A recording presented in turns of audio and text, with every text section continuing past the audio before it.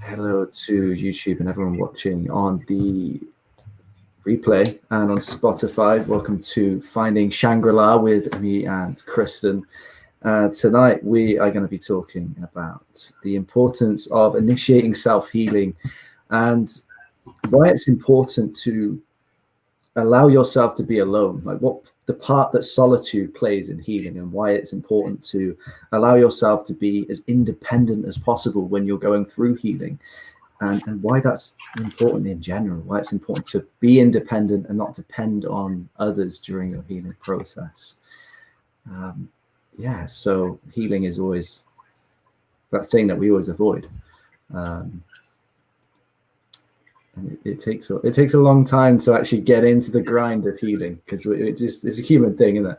We always avoid it as much as possible until we're absolutely kind of forced to dive into it. So I'm curious, Kristen, what do you feel is the most important reason for initiating healing and actually allowing yourself to go through that process?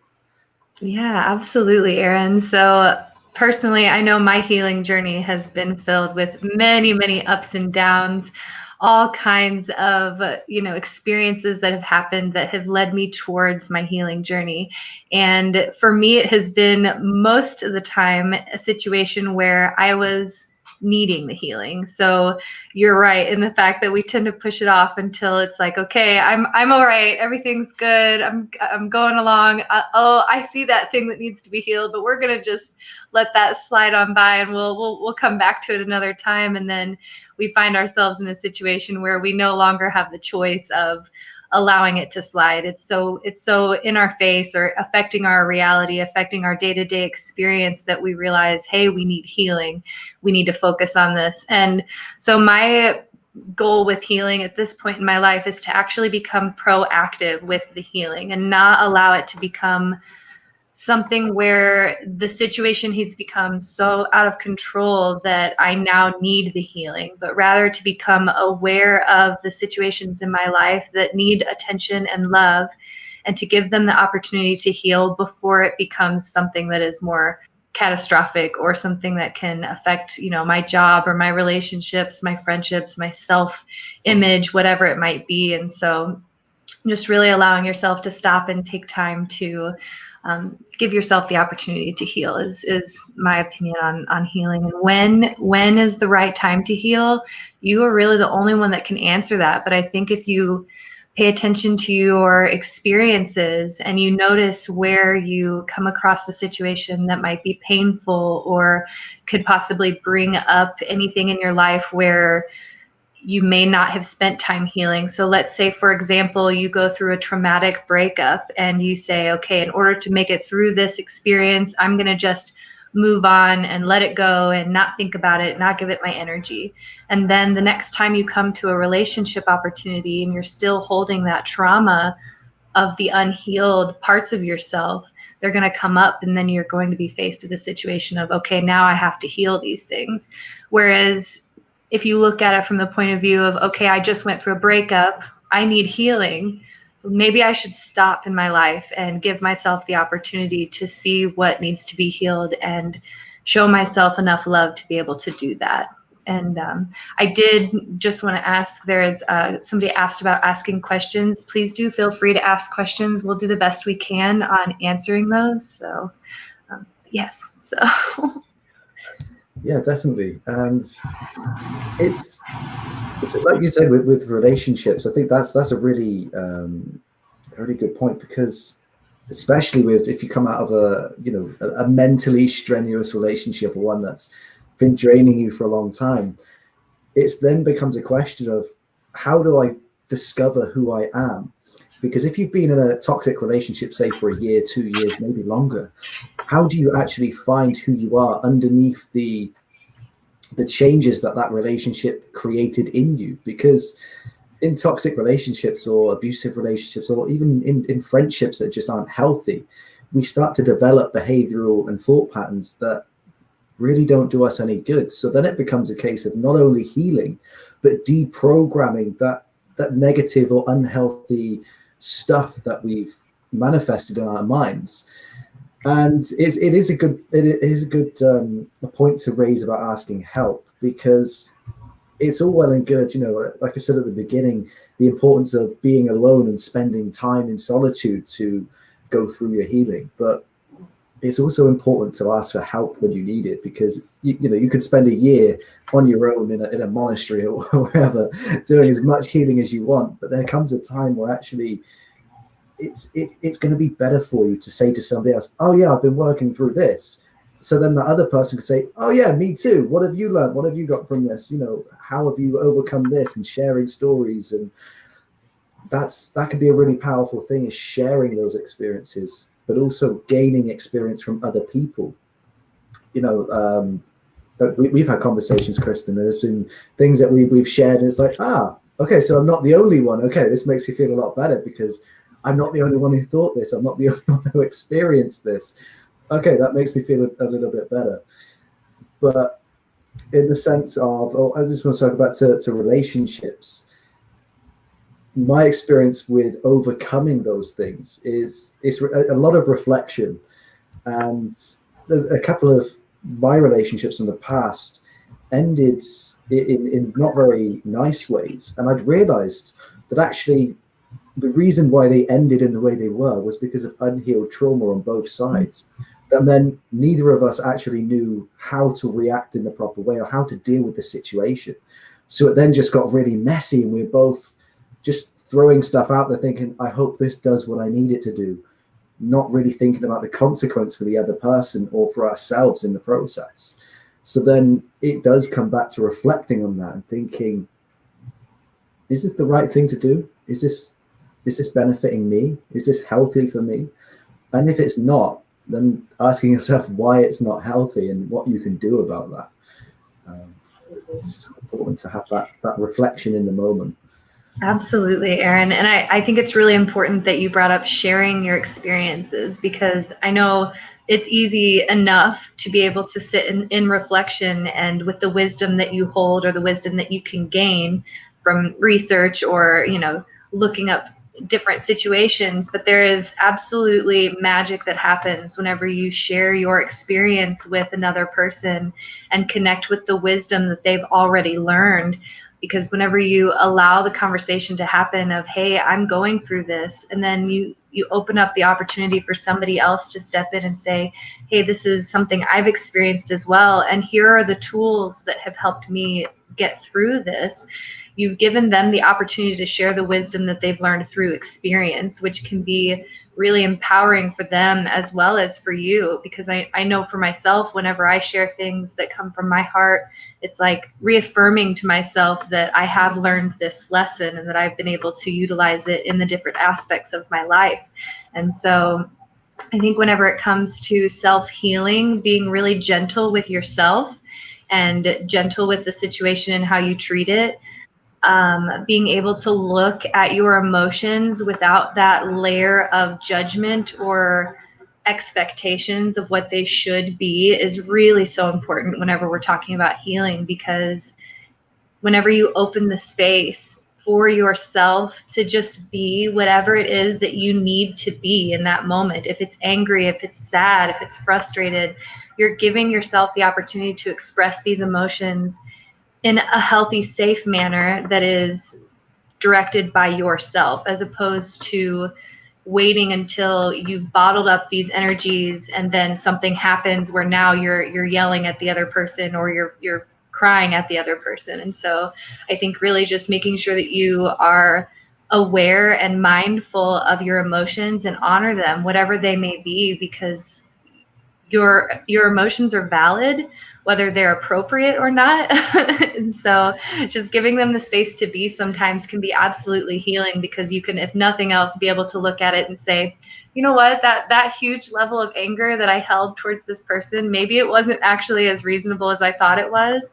But if I gave myself the opportunity to express it and really look at it, then I can see it for what it truly is and get down to the bottom of what is actually causing the anger, what's causing the pain. And then that's where we can really delve into the healing aspect of it. Yeah, I'm glad you mentioned about validating your feelings and allowing yourself to feel them, because I've noticed a huge movement in the spiritual community as it's going more mainstream. It's this whole, you have to be positive thinking, stay positive, just keep your mind positive. Okay, that's all well and good. If you've already done your healing, if you got through your healing and you haven't got all these emotions all over the place that are coming up every day that you've got to face, because although being positive and all this is a part of of healing and recovering, that's not how you heal in the first place, because that then says, oh, I feel depressed. Okay, right, I can't allow myself to feel depressed for a second because that won't help. Actually, that's you're repressing your depression, which will, by invalidating how you're feeling in the moment, it gives that sense of, okay, I'm not worthy to accept myself. I'm not worthy of just being me. I'm not worthy of expressing how I'm feeling in this moment. So you actually then create more trauma, because every time you feel depressed, you're like, oh God, no, I can't be depressed. Okay, I have to be positive, because if I want to be, if I want to be spiritual, if I want to heal, if I want to be happy, if I want to be healthy, I have to be positive all the time. And this is where a lot of self-help books become really toxic, because self-help books tend to focus on that sense of just have positive thinking. Now that's okay for the 80% of the time or 90% of the time, but there still has to be that 10, 15, 20% where you just say to yourself, okay, I don't feel great right now. And I had this like a week ago. I woke up one morning and thought, oh, I don't feel good. I'm not going to do anything today. I've got loads of work to do, but I'm not doing anything because I just need to feel this, because otherwise I'm going to wake up tomorrow and it's going to feel the same. But by accepting it and almost not embracing it, but allowing yourself to just be open to it, and literally just say, right, I feel like I need to cry. So I'm going to cry it out until there's no more tears left. And then I'm going to sit and have a think, okay, why was I crying? What made me feel that way? What triggered me? And then once you've figured out the trigger, you can then figure out why that trigger is even there in the first place. And then it's because, again, it goes back to the reflection. Figuring out where the trigger came from allows you then to heal from that cause in the first place. Absolutely. I want to. So I just want to touch on something that I put out earlier on in the week, which so I discovered where my OCD came from, and this is linking in with the triggers. So for a long time, people were saying, you need to get on top of your OCD. You need to sort your OCD out. You're too tidy. You're too, you can't have everything like, it's like living on a stage or a film set, because everything has a place. There can be no dust. Everything had to be clean.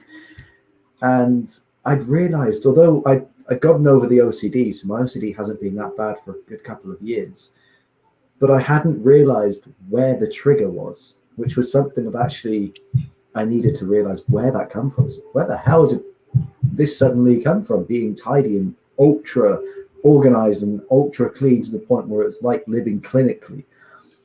And that had actually come from my childhood. So my mum always liked things tidy, and she would always keep things in their place. It would always be clean and tidy to an immaculate point. And as a child, that drummed into me, okay, where you live has to be kept immaculate. Wherever you live, there can't be anything out of place. Everything has to be structured. There has to be organization in every part of where you live. So realizing that, I then thought, wow, okay, so it wasn't just, okay, so actually my mum needs healing from that, because she's still doing that now. So by me figuring out where the trigger came from, not only does it allow me to better and more fully heal from my OCD, because although I'd gotten over most of the OCD itself, the actual trauma that had caused the OCD to come up in the first place, I hadn't recognized what that trauma was or where that had come from, which was living in a house that was always kept clean. And, say you left a dirty dish on the worktop, it was like, you can't leave that there, wash it up. It has to, it has to be clean. So by me healing from that and realizing the trigger and then working on healing the trigger, I then recognized that actually my mum needs healing. So I had a talk with her last night, and I gave her some We had a talk about healing. So it then allowed her to also heal from that, because I figured out where it had come from. And it's the same whether it's, a relationship, a friendship, a family member, whatever it is. When you realize the trigger, and especially if that trigger is from somebody else's actions in the past, it then allows you to open up to help them to heal, or open up the space for them to heal as well.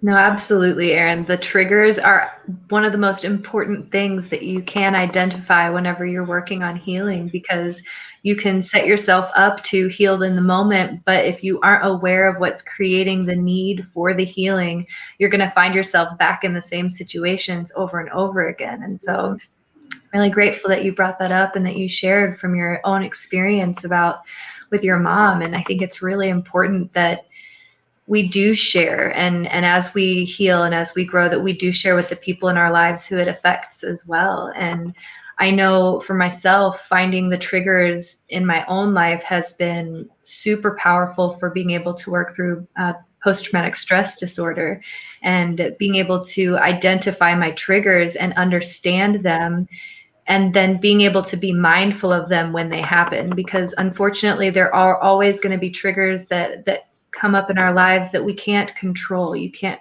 keep yourself from being in situations that cause triggers in your life, but you can control how you choose to react to them and how you choose to move forward with those situations. And so that's kind of where the healing really truly does begin, is seeing those triggers, working through them, understanding the basis of them. Where did they come from? Why have they been formed?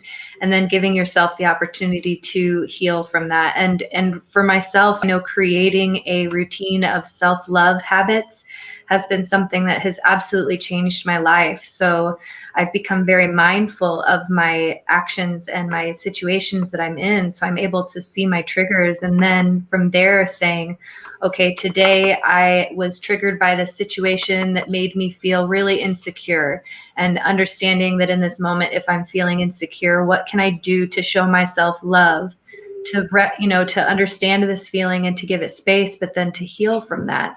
And so creating opportunities where I see my own inspiration, or understanding that, my insecurities are from this baseline of trauma, and then pouring love into those situations has been really, truly empowering, to be able to say, not only have I stepped away from my triggers, I've been able to be mindful of them.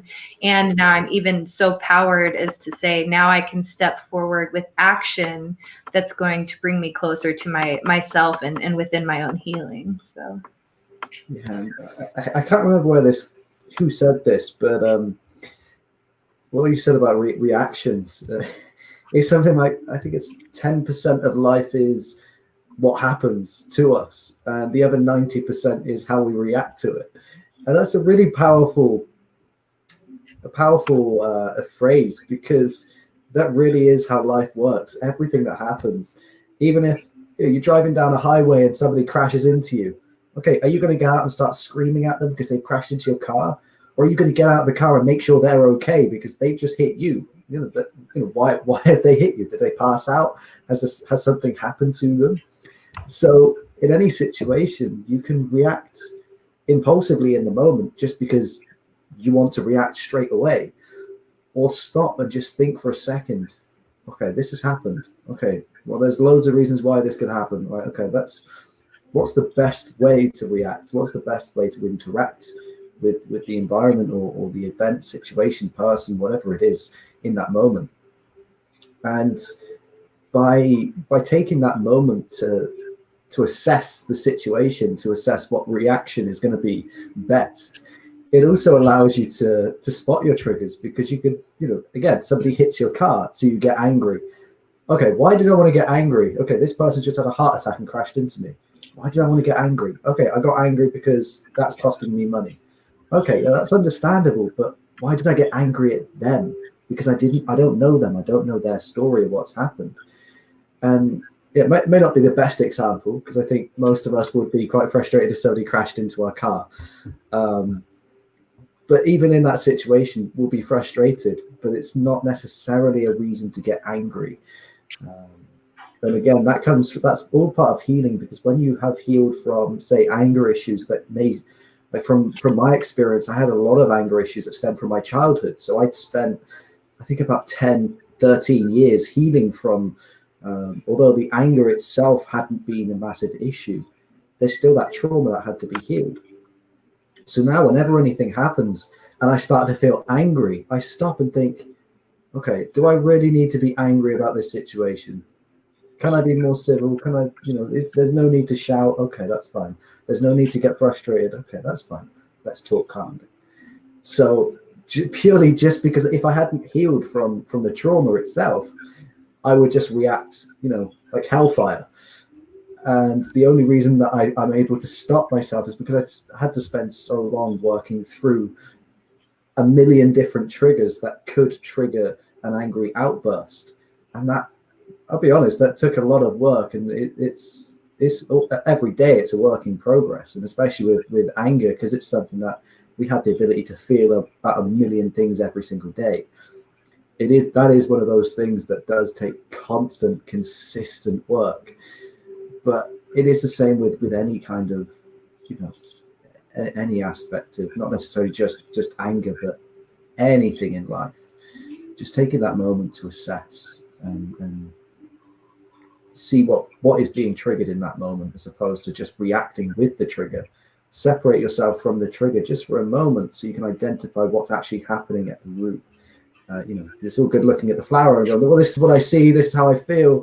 But looking at the root, okay, the root might be a little bit withered, so the root needs a little bit of water. So, if you're just watering the petals but not giving the root any water, it's not going to be as good as if you just water the root. The flower will independently, work on its own. So it's really about seeing what's at the base, causing this flower to react in the way that it does.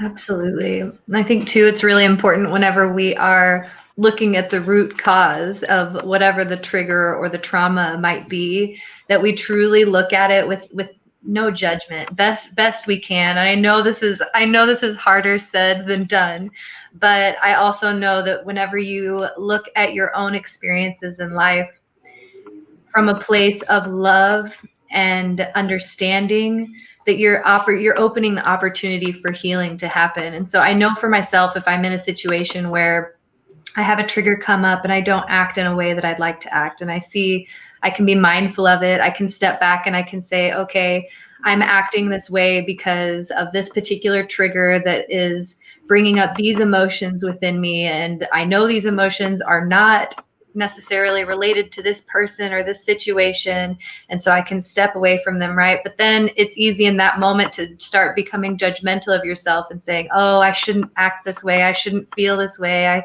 I shouldn't think this way. And that's actually creating more trauma as you move forward, because you're taking those emotions that you feel that need the root love, and you're saying you're not valid, even though they're not valid in that particular situation. They do hold purpose. And so I just encourage you guys, if you are on your healing journey, if you are working towards finding those spaces of love, to just be really gentle with yourself and to try to hold. I always try to look at myself in those situations as if I am looking at my loved ones, somebody that I care deeply for. And I know in that situation, I wouldn't judge my loved one for overreacting because they were triggered by something that was caused by a traumatic event. And so really kind of giving yourself the space to be able to see yourself from a perspective of somebody that truly does love you can help give you the opportunity as well to just show up from that place of authenticity, vulnerability, and expression. Yeah, it's really important to express, especially with friends and family. It's really important to allow yourself to express whatever it is that you need to, and not suppress those things and push them down, because this is something that I spend a lot of the time thinking about, is how we view ourselves in situations. And I think it's safe to say we spend most of our lives seeing ourselves how we think other people see us. So we think of ourselves how we think other people see us, which is far from how they actually see us in the first place. And it's definitely not how we would view ourselves. So we're trying to understand who we are, but rather than sitting with ourselves and saying, okay, who am I? Well, let's close my eyes and let's have a little think. We will look at other people and say, okay, what are they thinking about me? What do you think? How are they judging me? What are they judging me on? If I do this, would they think that? So we're trying to get this picture of ourselves through the eyes of somebody else that we can't see. We can't know how they're looking at us or what they're thinking. Even right now, you have no idea what's going on in my head. I don't know what you're thinking about right now. But I could very easily say, I think you're thinking this about me right now. And you could be like, huh? What? That's not even close. But for me, I would believe that to be true. And I'd be sat thinking, they think this, they think this, they think, they're judging me on this. Actually, they haven't even noticed, and they're not even paying attention to whatever it is that you think they're judging you on. So in a sense of expressing yourself, just doing what you feel in the moment, because the healing in that, it could be so powerful. It's like on New Year's, with a couple of friends, and everyone was dancing and just expressing. And I was looking at my friends and thinking, wow, how great is this? Everyone just expressing themselves, being free, living in the moment without any fear of judgment. And it was such a powerful moment, just watching people being who they are inside, and not stunting their own expression at the expense of somebody else or even themselves. Because it really is, when we stop our own self-expression out of fear of judgment, we are just preventing our own growth and even the growth of other people around us. Because I'll use the example of dancing again. There could be somebody, say you're in a nightclub, or you're in a bar, or you're at a park, or wherever, any public place, or your own friends or family, and there's one person there that's like, okay, right, I'm just going to sit here because there's people judging.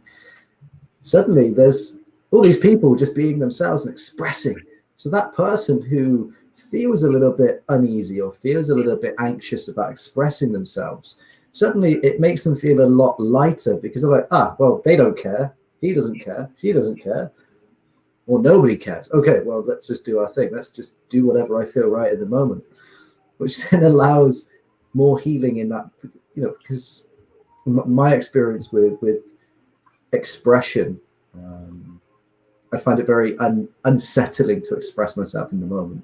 So in this situation, actually with New Year this year, I was sat watching and thinking, okay, I want to join you guys, but, and this is the but, I noticed in the back of, and this was a subconscious thing that was blocking it, was if I do this, they will think this, which isn't true in any way, but it's so deeply, and this is something that I'm currently working through, is that subconscious part that still says, okay, you're wrong.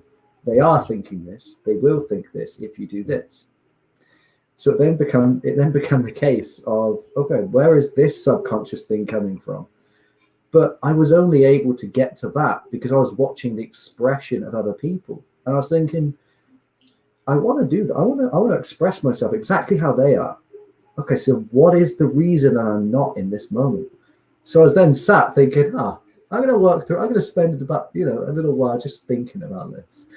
And the revolution that I experienced from that was incredible.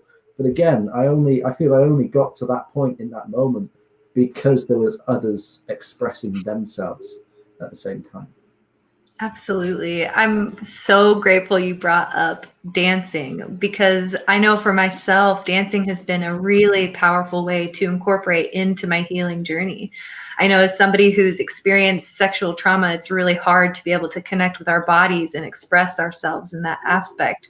And for many years, I felt just as you had expressed, of like this feeling of judgment or not wanting to express. And so in my own space, I found myself saying, okay, what do I need to do to heal from this, to be able to feel connected to my body? Because I spent many years feeling completely separate. Like, here's my soul, here's my spirit, here's my body, and being able to conjoin the two. And so being able to work on physical expression has been really huge for me.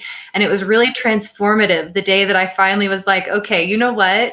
I'm going to just turn the music up. I'm going to turn all the windows out so nobody can see, and I'm just going to dance like nobody is watching and honestly allow myself to just be. And it took me probably 5 or 10 minutes of some really awkward like dance moves of not even really allowing the flow to happen. But then I released the judgment of what even my expectation of myself in that moment, like, okay, if you're really going to dance like no one's watching, so what if you're barely moving your body, so what if you're just doing this or whatever it may be, like just releasing that judgment over it. And I was able to see how powerful it was just to connect with myself in that moment and say, okay, here I am. I'm in my body. I'm expressing myself, maybe not in the way that I fully want to express it, but I'm starting somewhere. I'm opening up the channel for the expression to come through. And then from there, it's really evolved into really being able to fully express myself. And I can tell you now, Aaron, in my journey, whenever I'm feeling that need to express my sexuality or my creativity or even just playing with my divine feminine energy, I will have a dance session and allow myself to move in whatever way my body feels called in that moment. And I can tell you, I haven't felt more connected with my own body in my entire life. And if I hadn't opened up the space for myself to just be whatever it was that I needed to be expressing, which, like I said, the very first time, it was very much like, I don't even know if I would consider it dancing because it was very much just barely moving my body. But being able to find that energy and find that expression was super powerful. And I think too, especially whenever it comes to crying, I think a lot of the times in our society that we have been taught that it's not okay to cry in certain situations, or holding expectations over when we allow ourselves to feel. And it's so detrimental, because if you are feeling a certain feeling, like if you want to laugh and you say, oh, this is an inappropriate time, I can't laugh, but what if the person that's speaking says something that's funny and they, like a laugh would encourage them? Or vice versa, if you're having a conversation where somebody says something really touching and you begin to cry, you're showing them that whatever they said connected with you and that you understood on a physical level. And so I think that being able to express ourselves physically is so important, just because the mere act of expression is healing. And letting yourself be whatever it needs to be in that moment, and coming back to the mindfulness of saying, okay, what do I need in this moment? And if you aren't sure, if you don't know what you need in the moment, if you just honestly have no idea, allow yourself to try new things. If you are so stuck in your own space that you're not sure, what do I need to heal? Try different things. Try dancing, try singing, try going for a walk, or just moving, maybe cleaning your space, pick up a painting or write down in your journal. And the more you practice, the more you try the different modalities that you work, you're eventually going to find one that does work for you. So then whenever you come back to that trigger or that situation where you need to express, you'll have those tools in your belt of exactly what you can do to express yourself in the moment. Yeah, there's so many great things that you brought up in that. And the laughing and crying, how they really come together is quite magical. Because, like you say, in society we've got these expectations of when things are and are not okay. And when laughing comes into it, I've noticed whenever I'm in a social situation, I notice when something funny happens, people will kind of laugh under their breaths. They won't laugh outwardly. And I think a lot of that is judgment, they'll judge my laugh, they'll judge how I laugh. But the energy, the transformation that happens inside your body when you laugh out loud is incredible.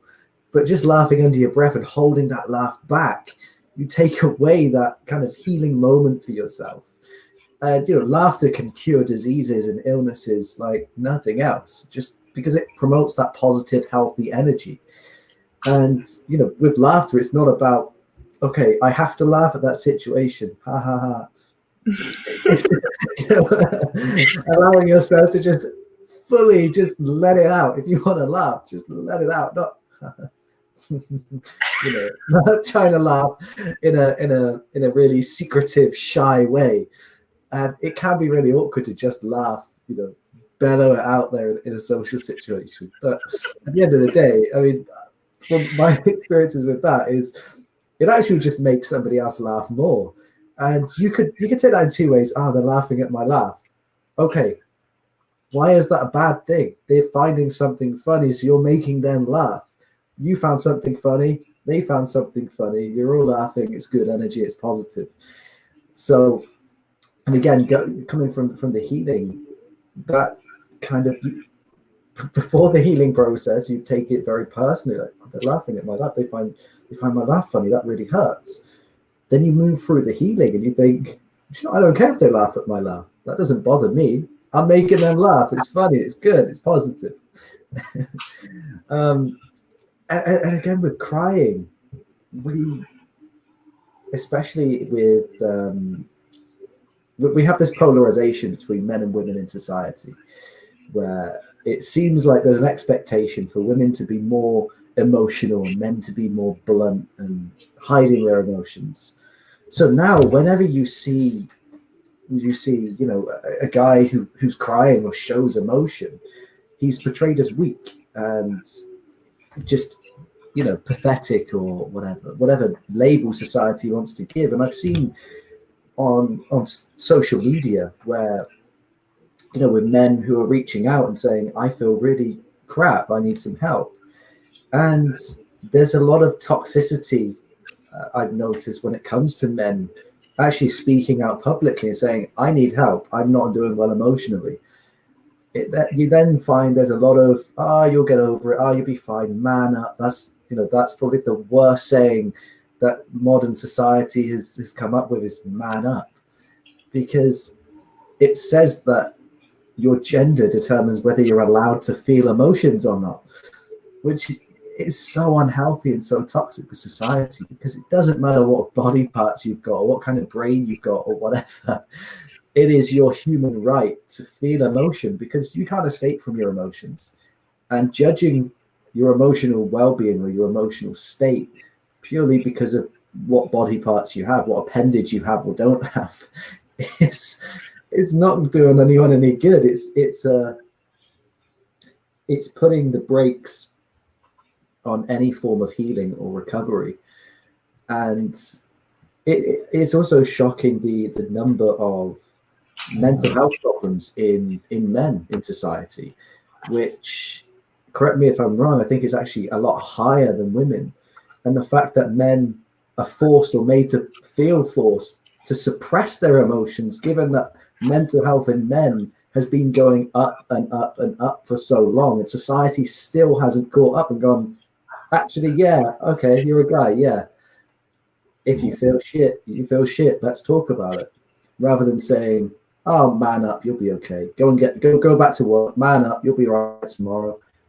It's not the right way, because at the same time, if anyone says, I'm not doing okay, I need some help, we're talking about healing here. So if you see anyone, no matter who they are, saying they need help, rather than say man up, surely as a society, we can take a few moments and say, actually, you might look like a big 6-foot bodybuilder, but you still have emotions, you're still human.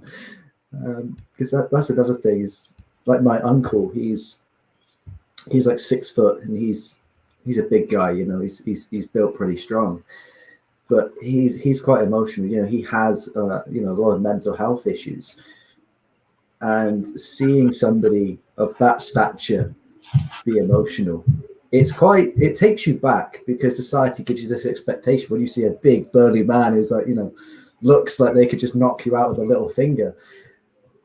When you see somebody like that get emotional, it is a really powerful moment. Like, damn, you are just human. You might look superhuman, but you are just the same as me. And it's a beautiful thing when you see another human allow their emotions to be shown and to be open about that. Yeah, absolutely, Aaron.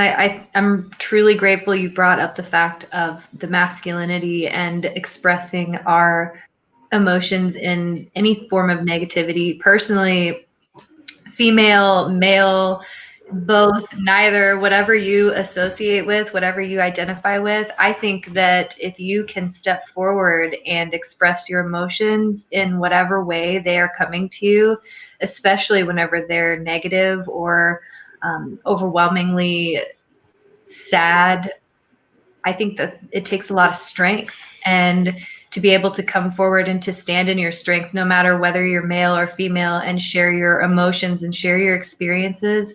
I have a lot of respect for people that do that, because even in my own journey, it has taken me years to reassociate myself with my emotions and with my feelings, and being able to stand up and say, hey, this is how I feel, or reaching out and saying, you know what, I'm really overwhelmed right now. I could use a friend.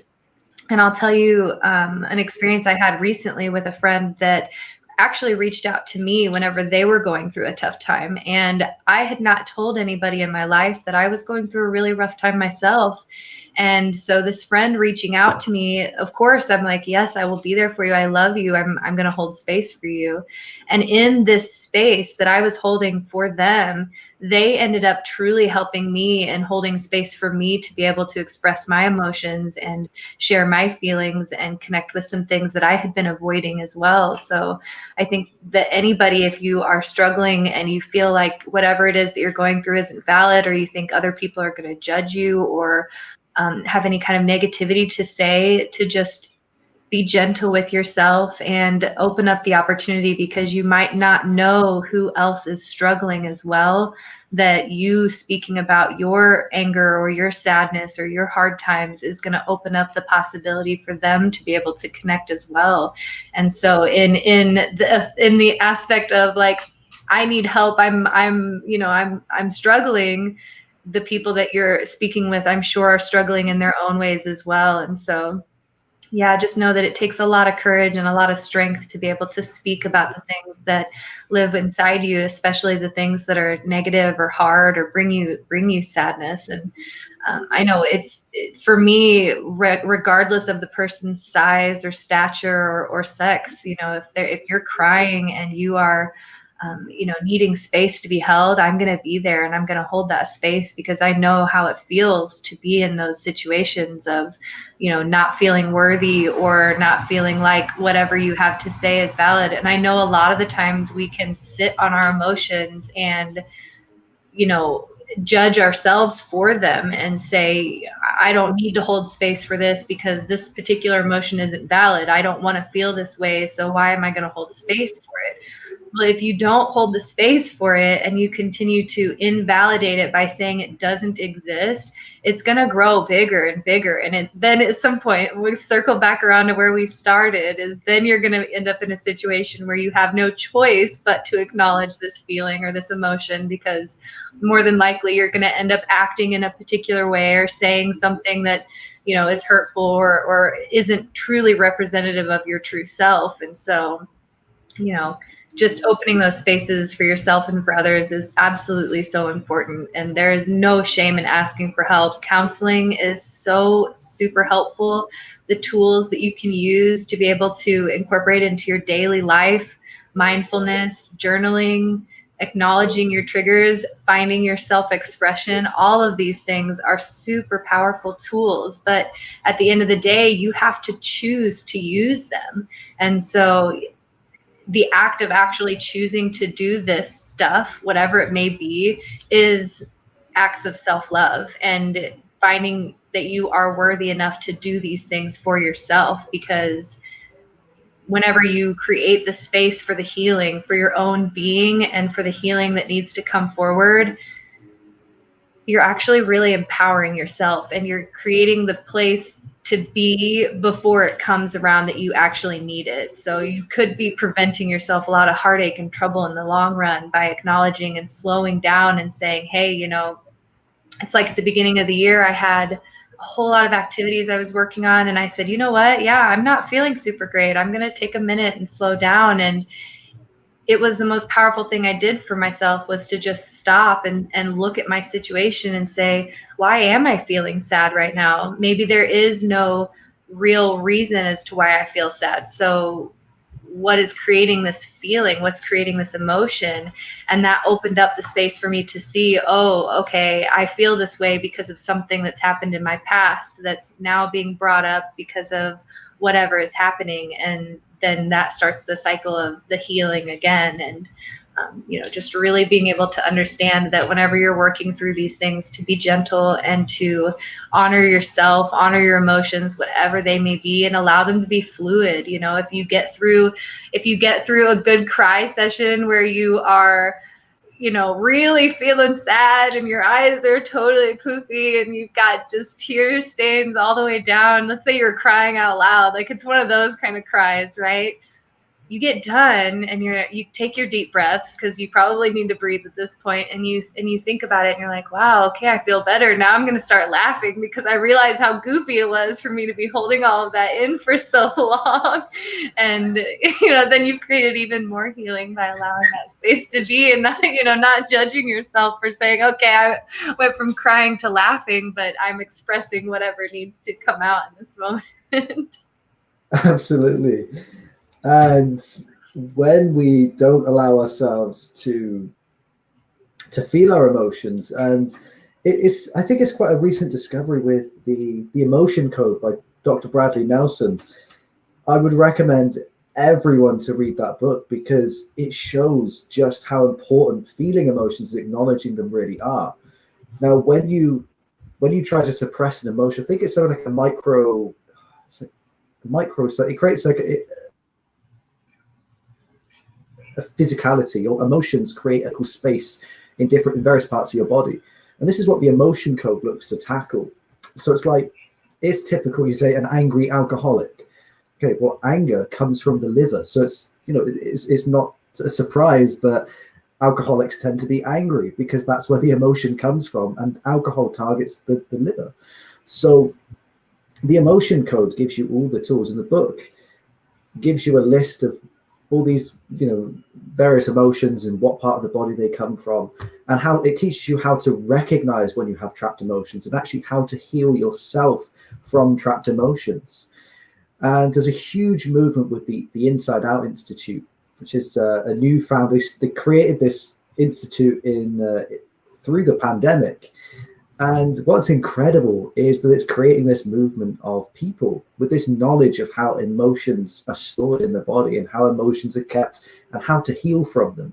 It's this movement of people who are going around and saying, okay, do you have trapped emotions? Let's go and heal from them. Let's help you to recover from this trauma.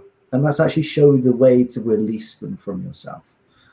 Because it really is true that when we don't, it's like if you feel really anxious, but you don't allow yourself to feel that anxiety in the moment and understand it, you may find you're getting stomach problems. And for me, this was very true a few years ago.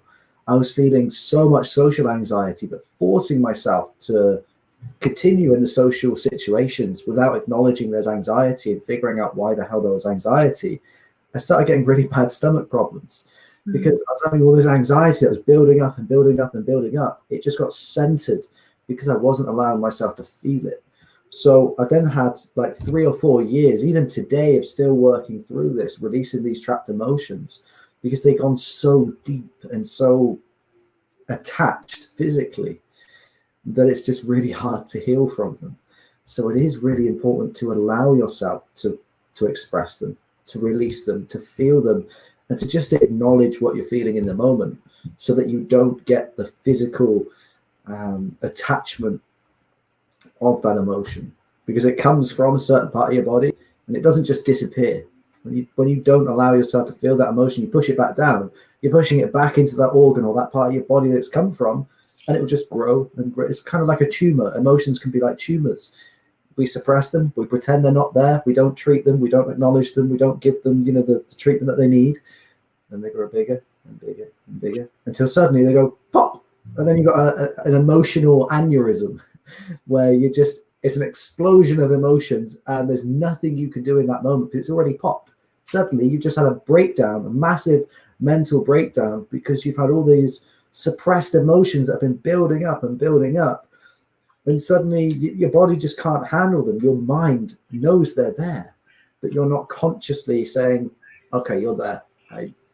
It's kind of like If you've got a puppy that wants attention, if you ignore the puppy, that puppy's not going to do so well. The puppy's going to keep coming back to you and keep wanting cuddles, but you're still pushing it back. You're pretending it's not there. Eventually, that puppy is going to go, "Why the hell are you ignoring me? What have I done?" And the puppy's going to feel really sad. Your emotions are the same. When you ignore them, your mind's saying, "We need to work on these." And that's why you're getting all these physical sensations. You're getting this emotional, like, "Okay, I'm feeling really crap." And your brain is saying, "We need to acknowledge this." That's why I keep bringing it to your attention. It's not staying subconscious, because I need you, the conscious part of me, to say, "Okay, stop. Let's relax. I need a break. I'm anxious. I'm tired. I'm stressed. I'm angry. Okay, why am I feeling this? Let's feel it, and let's release it in this moment." Absolutely. It's so true, especially for those who are suffering from any kind of dissociative disorders, where it's like you're not necessarily fully connected with your body and your emotions.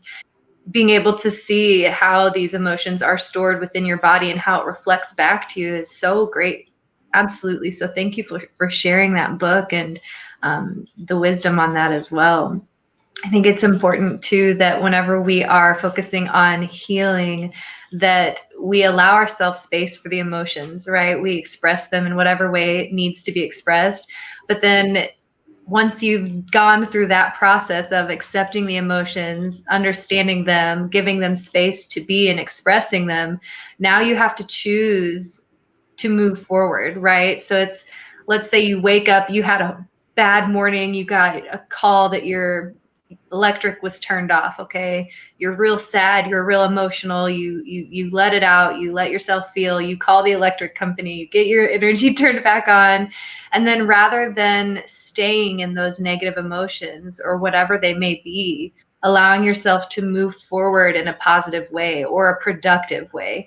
So creating the space for yourself to move forward from these expression sessions, is what I like to call them, is absolutely important follow-up, because otherwise you might find yourself stuck in these expressions. So if you think about everything as energy, right, and you've just expressed these emotions, you've put all of this energy that was trapped in your body out into your physical space, and it's going to stay in your physical space. So if you make a choice then to say, okay, yes, I've expressed these emotions, now what can I do to bring positive energy back into my body, or to fill the space of that emotion or that expression that was just released, is then what's going to really help solidify the rest of your day, the rest of your experience, and not really allow you to sit in those feelings of negativity or sadness or whatever it may be. Now, if you feel you need longer to feel these feelings, absolutely give yourself the space,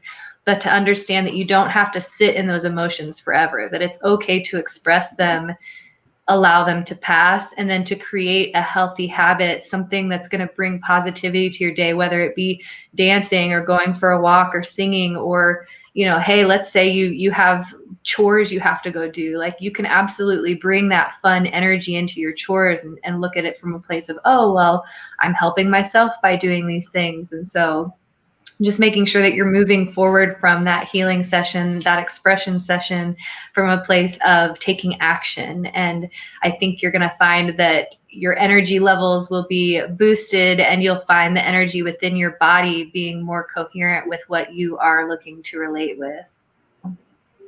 Yeah, definitely. And with, as you said, feeling the emotions for a bit longer if you need to. This is something that I've worked with a lot of people in, and I find this is more so in the younger generation, but listening to music, you hear a song and you maybe in the moment, you're like, I've got a really bad day. You hear a song, this song says exactly how I feel. Now I'm going to go and find a playlist with the same music that says exactly how I feel. I'm going to spend 3 days listening to this music. It's describing my depressed feelings. Well, that's all well and good for a short amount of time to allow yourself to understand how you're feeling, for one, and to get that sense of relief. Okay, I'm not the only one who's felt like this. But the reason it's so important to not indulge in that. Because there's a difference between listening to a song because it affirms how you feel and indulging in that kind of song because it describes how you're feeling. Because your brain is this magical, mysterious supercomputer that is programmed with everything we do, everything we look at. Your brain, we think of our brain, oh, it's a brain, it does all this stuff. What we don't realize is that every word we say, everything we do, everything we read, everything we look at, it's programming this brain. It's like if you go onto the internet, whether you use Google or DuckDuckGo or whatever you use, go onto any search engine and just search up 10 things and then click off and don't use it for a day. Go back the next day and type in any letter. It will start to bring you suggestions of things that you searched yesterday. Even you're not wanting to, you searched something completely different, but because you searched or you typed in a letter that you used previously, the computer says, well, you were thinking about this yesterday, so we're going to give you a bit more of this. And your brain works in the same way, because what you're thinking about now is what your brain is going, so this is how we're meant to work. So if you're feeling depressed and you listen to a song that's talking about suicide, your brain's thinking, we're depressed, so that means we want to do this because this person's telling us that we're feeling like this. Like there's songs that literally say, I want to die. And I had a friend who would listen to this music all the time. And this friend suffered from depression for a long time, but they would listen to music that says these things. Literally, those exact words over and over and over again throughout the whole song. And I was with them one day and they were listening to this song. I was thinking, and I actually said to them, is this helping you? And they said, yeah, it affirms how I feel and it makes me feel better. And it made me really think, how is it making you feel better if it's affirming depression and suicidal thoughts? And again, it's that programming. Because if you are feeling depressed and you're listening to music that's saying, I'm depressed, I'm depressed, I'm depressed, and depression is just a lack of chemicals in your brain. So if you're listening to music that says, I'm depressed, your brain's hearing, I'm depressed, and you're saying, I'm depressed. Your brain's then going, oh, well, I'm not creating these chemicals, which means I'm depressed. I guess I'm depressed. Whereas instead, and this is where you have the clash between positive thinking. And this is really where that comes in, because it's not about thinking positive and never allowing yourself to feel negative or feel crap. But when you're feeling shit and you think, I feel really depressed. All right, well, I'm going to spend 5 hours indulging in a bit of depression, allowing myself to feel it, allowing myself to understand why it's coming up. And I'm going to set my timer. Okay, right, well, now it's 10 o'clock. Okay, well, in 5 hours time. Okay, so at 3 o'clock, I'm going to sort my shit out and I'm going to go and listen to some upbeat music and go out for a walk or a drive. I'm going to go, I'm going to go and get some food. I'm going to go and watch a movie. Then I'm going to go ice skating because that makes me feel good. And that brings me positive stuff.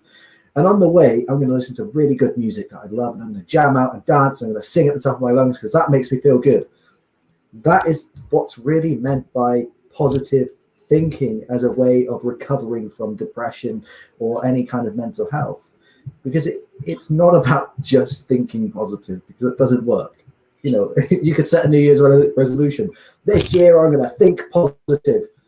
Okay, let's get to 12:30 on, 12:30, or 30 minutes into the new year. How many negative thoughts have you had in that first 30 minutes? It's probably going to be quite high. So, we can see, and we all know this positive thinking just doesn't work unless we have the foundation already there. And that foundation is accepting when you feel shit, allowing yourself to feel that and working through it, understanding why it's there, but then changing your vibration, changing your thought process to become more. It's not about being positive, it's becoming positive, because we're always going to have dips and dives. Our brains work, it's brain waves. Okay, so those brain waves, some are going to be higher, some are going to be lower, some are going to be wider, so you're going to feel it for longer. Some are going to be really short, so you're going to feel it for a little less time and be a little bit more unstable. And that's okay. That's how our brains work. That's life. There's no escape from that. So forcing ourselves to feel positive all the time is just utter crap, because it's unrealistic expectations of how we should be in a situation or how we should react. So by allowing ourselves to feel it, go, okay, well, today, yeah, not a great day, but I can change it. I'm not feeling good right now. That doesn't mean I'm not going to feel good in an hour's time, because I can make myself feel good. I can do something different. I can change the energy of the room. I can change how I express myself. Yeah, I want to frown right now and look at everyone like I want to kill them. Or I could, and this is, I want to touch on micro expressions because this directly ties into this. Rather than frowning at everyone, allow your frown and just take a few moments. Mindfulness is great for this. Just close your eyes and think, okay, let's work on these facial muscles. Let's stretch them out a little bit, and let's turn that frown and get rid of it, smooth it out, and just kind of wiggle your eyebrows, until that frown's kind of gone, and then turn it into a smile. And the reason that smiling and laughter is so powerful is because we feel our micro expressions. And I just, for everyone watching, just take a moment to focus on the one thing in life that makes you feel angry. And as you think of this, frown, physically frown, as if you're really feeling that anger. And notice how you actually start to feel that anger brewing. By thinking of that thing, you're focusing your mind on an angry thought and you're physically frowning. But if you do the opposite and you smile whilst thinking of the happiest thing that's ever happened in your life, you will start to feel the happiness grow. And when we show our expressions and we physically show how we're feeling, we feel more of it, because that's just how our brains and our bodies are wired, to feel what we show and to show what we feel at the same time. So it works both ways. No, absolutely, absolutely. As I struggle over here to frown. Yeah, no, it's so important to be able to feel those emotions and create the space. But I do want to say, like, powerful, positive I am statements, affirmations, they can be so helpful. And I know they can be a struggle, especially for myself. Like, whenever I first started using affirmations, I had no confidence behind it. I wasn't actually saying it as if I felt that way. I was along the mindset of, okay, I'm going to say these I am statements. I'm going to say these affirmations, and they're going to make me feel this way. And that's just how it's going to be. But it didn't work, of course, because I wasn't feeling the I am statement, the affirmation. And so once I found the trick to the I am statement is to actually embody the way it feels, to feel whatever the I am is that you're saying. So if you're saying, I am confident, but on the inside, you don't feel confident at all, that's okay. That's okay, because you have to start somewhere, right? And if you're trying to bring in more confidence into your being by using I am statements, you're going to start off by saying them a little less confident. But as you practice and as you go, as you continue to try them and say these I am statements and get into the flow of them, you begin to feel that, okay, what would it feel like if I was actually confident? And then whenever you say that I am confident, I am happy, I am motivated, then you begin to feel the emotions that come with these powerful I am statements. And that's how you really are able to step further into those positive emotions that you're trying to call into your being. I know for myself, I am statements have been absolutely changing, and the use of affirmations and emotional freedom tapping, which was kind of like the tapping on your body, is really helping to encode these I am statements into your being. And so I just encourage you. I had a friend who was learning these I am statements. I was working through them with her, and she was struggling really hard to even say them out loud, because in her space, she'd never even imagined herself being confident or being loved or whatever it was. And so it was really uncomfortable for her to begin saying these I am statements. But she progressed. She continued. She didn't give up on herself. She continued to say, okay, even though this makes me feel really uncomfortable, I'm going to give it a try. I'm going to give it a go and put effort into it and see where it takes me. And now here we are, like 3 months later, and she's out there making her own videos of I am statements, saying them confident as can be. And so I just want to encourage you that if you feel that struggle, that resistance to beginning to bring that positivity into your life, that it's really about embodying whatever the positivity is that you're saying. You can't just say, I'm not going to be angry anymore, and then pretend you're not angry. That doesn't work. But but giving yourself the opportunity to say, I am happy, I am motivated, and really trying to change the thought process around what you are wanting to embody as opposed to what you're trying to not embody. And then another thing I wanted to bring up too, which is something I hadn't really thought about until it actually affected myself, was so whenever we get into modes of negativity or triggers, right? So we have particular triggers and we accept and acknowledge these triggers. And for myself, working through these triggers ended up creating self-care routines, self-love acts, right? And so what I found was in some situations, I was putting myself in where I would have this trigger happen. And rather than actually working through the trigger as I should, I said, you know what? I'm just going to skip straight to the self-love act. I'm not even going to address any of the stuff in between. And that one self-love, that act is going to fix it all, right? Like that bubble bath, that's going to make my bad day totally go away, right? And but the bubble bath isn't actually going to make your day go away. You're still going to be left with those emotions and those triggers, whatever they are. And so understanding that the tools that you are given to be able to work through the healing are simply tools to be utilized in your own space in a healthy manner, but they're not the fix to the problem. They're not the solve to it, and so allowing yourself to work through the process rather than just saying, okay, here's my trigger, here's my solution, going back to the root of it and saying, what is causing these? Where do I need more love in my life? Where do I need more understanding or acceptance or forgiveness? And working through the healing that way, because I know a lot of the times it really does come down to, you just need a little more love in this area, whatever it may be. You just need to pour a lot of love into it and allow the healing to move from there. Yeah. It's an easy thing to, I guess, dismiss the triggers by wanting to go straight to the self-care, because we're thinking, I feel shit. Okay, I need a bit of love. I need to love myself.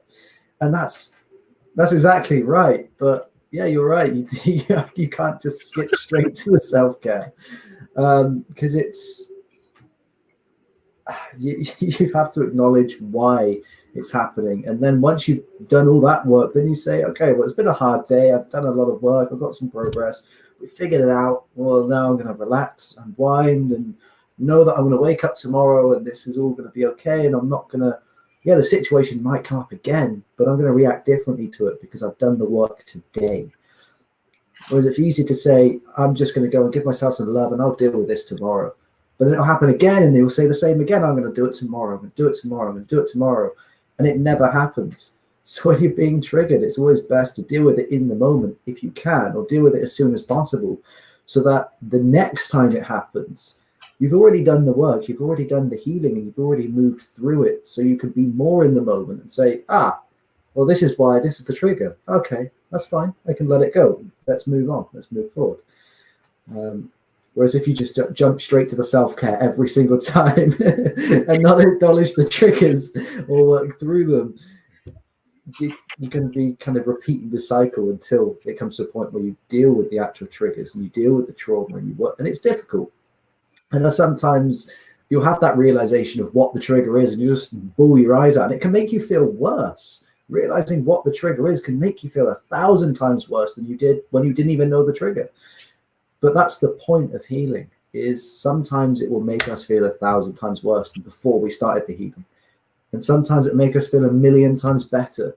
But that's the journey, because there's growth in that. If it makes you feel, the worse it makes you feel, and this is the worse a situation or an event or trauma or healing or whatever, the worse it makes you feel, the bigger the growth.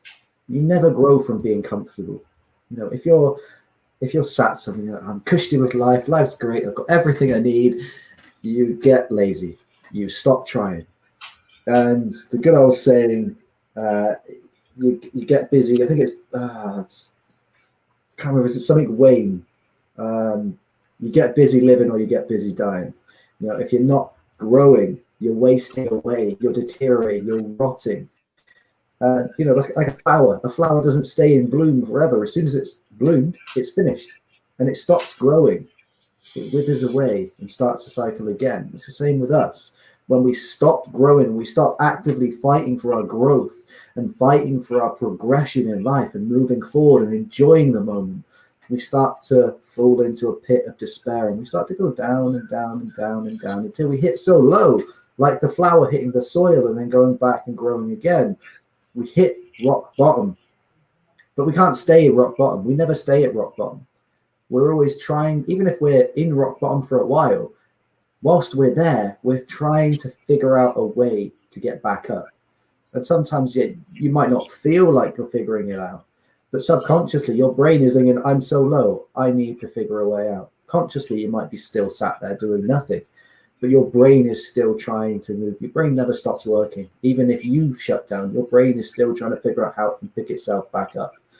So given that your brain is constantly trying to move forward, when we make that conscious decision to move forward and make the conscious decision to grow from every situation as much as possible, it just speeds up that process that our brain is already doing, which gives us such profound results when we really immerse ourselves into the process. Absolutely. And I think it's important to mention too that healing is not linear. It is not a linear process. You're not going to start off at rock bottom and then work your way up and build, and then it's just going to continue being this build up. It's going to be more like the waves where you're going to go up and everything's going to be good, and then you're going to hit that trigger and you're going to okay, back down to rock bottom, and then work your way back up. But at least in my experience, I have found that in the ups, whenever I give myself the opportunity to heal in the downs, that I find much more enjoyment out of life, and that I'm able to connect with it more, and that each time I go up, I'm able to go even higher because I healed the depths down in those rock bottom areas. And so if you are on your healing journey and you are finding yourself in a place where you're discouraged or you're frustrated because you're circling back to the same patterns, or you're finding yourself, well, 3 months ago, I was doing so great. Everything was wonderful. I was on the top of my game. I had no triggers. I was successfully managing my emotions. And now here I am back 3 months later, and I can't clean my room, and I don't want to take care of myself, and I'm finding myself crying all the time. It's okay. And to understand that these are the moments whenever it's so important to just be gentle with yourself and to not hold those expectations of exactly what your healing journey needs to be, because it's going to be whatever it needs to be. It's important that you show up for it, and that you show up for it in the best way that you can, with as many tools and opportunities that you can create for yourself to deepen that healing and to bring it in. Because here's the thing, guys, you can't remove the trauma from your life. It's happened. Once we've been through something that's happened in our life that has created trauma, abuse reactions, you can't go back and take that away. But you can choose to step forward into each moment moving forward with your power and with the knowledge that you gain as you learn, as you grow. And so just knowing that it's okay if it goes up and down. If anything, it makes life that much more beautiful whenever you are experiencing these, and understanding that healing is a journey. It's a journey all in and of itself, and it's going to be beautiful regardless of, the down moments. And personally, I think the down moments are really beautiful, because these are the moments where I find I connect with myself on such a deep level. I understand myself better.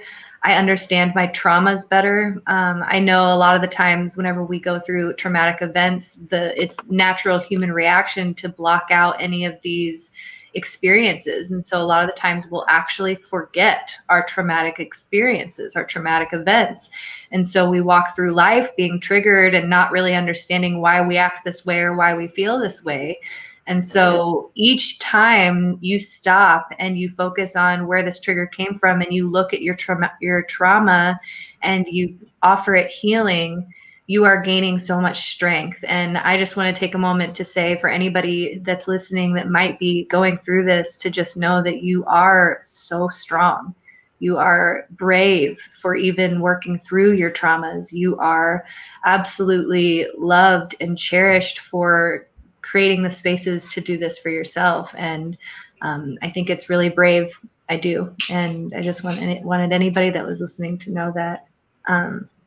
It takes a lot of courage to be committed to your healing. And here's the thing, whenever we show up to heal within ourselves, that healing that you do, it spreads out to the people that you love. It's just like, Aaron mentioned the incidents where he realized his own, OCD tendencies and was able to then reach out to his mother and say, hey mom, here's some things you might find interesting. You might be able to learn and grow from this as well. Had he not stopped and looked at his own situation and said, okay, I need some healing here, that situation wouldn't have been brought up for the mother to be able to get some healing as well. And so to just understand that every little tiny step that you take, even though it might feel like it's not impacting anybody or it's not doing anything, you really are affecting the people around you. And you might even be affecting people you don't even know just by showing up and sharing your healing.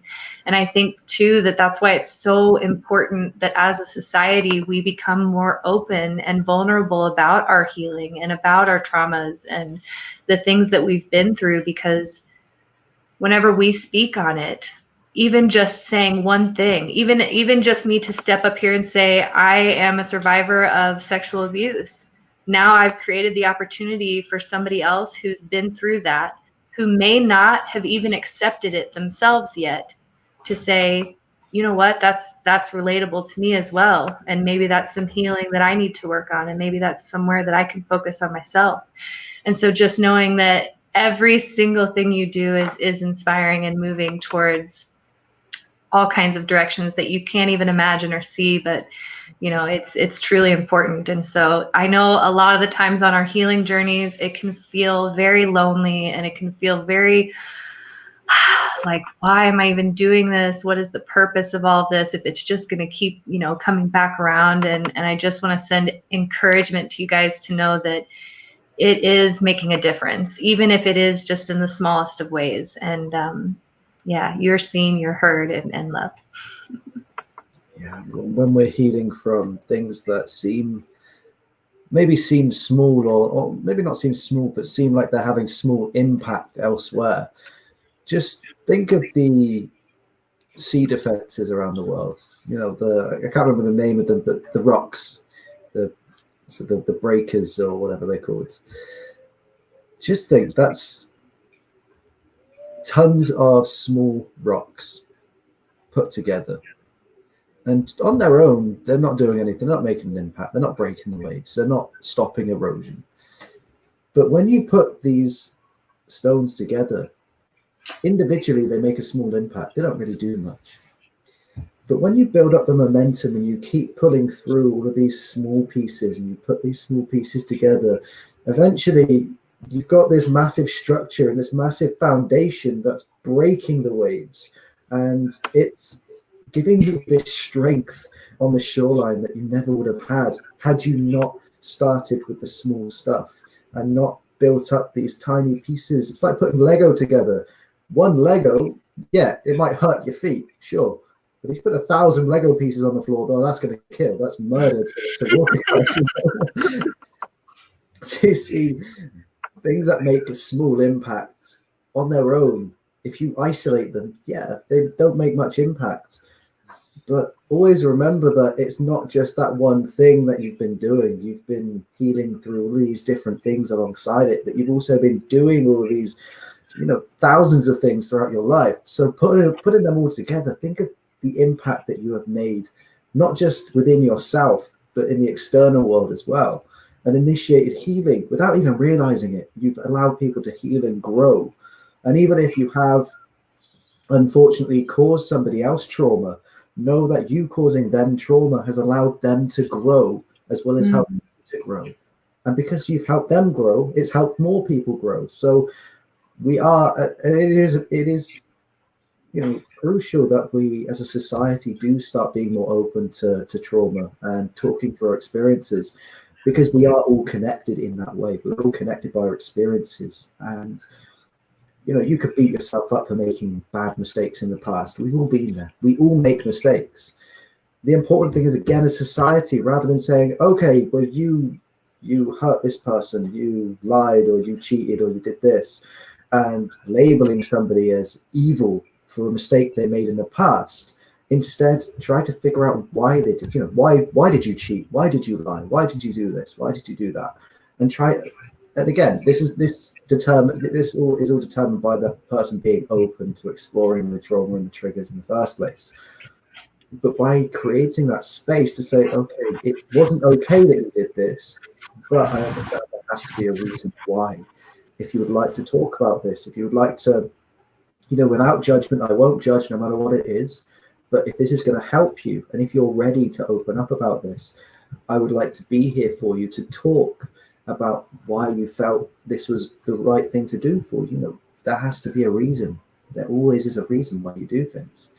And as a society, creating these spaces and containers to allow each other to just be open and say, yeah, do you know what? I cheated because I wasn't happy, and because this happened, and because I was feeling like this. I know it wasn't right, but in the moment, it was what felt right, because that's what I needed to do.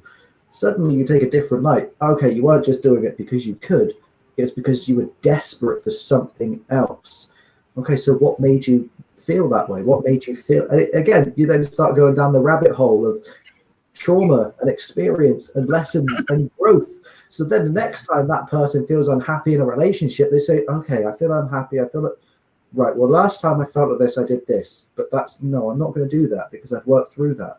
I don't need to do it. I'm going to talk about this. I'm going to go to my partner and say, okay, I'm feeling really unhappy. I'm not, this isn't right. Suddenly, now that person is able to form healthy relationships because they're able to react in a more positive way rather than suppress what they're feeling and find escapism as opposed to healing. So as a society, yeah, definitely we do need to open up and be more accepting to, whatever nationality, creed, gender, sex, whatever. It doesn't matter. We're all human. We all feel things. And to be honest, most people have been through what you're going through. And if they haven't, they will do. And that's the beautiful thing about life, is we will all go through, maybe we won't all go through this same experience, but we will all have very similar experiences at some point in our lives. So given that we all react differently, and some of us will react in the same ways, by sharing those experiences and sharing what we did and sharing how we overcome things, allows those people who can relate to how we reacted and how it made us feel in the exact situation that happened.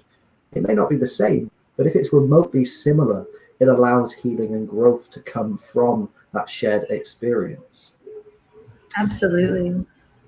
And you mentioned about the loneliness in healing, and it is at times. It does get very lonely when you're healing from, especially the biggest traumas in your life. But I want to explore the need for solitude and why it's important, because I found it wasn't until I was alone that I didn't do any healing really. I made tiny little bits here and there, but it wasn't until I was in a position where I'd literally spent, I think, most of lockdown last year alone.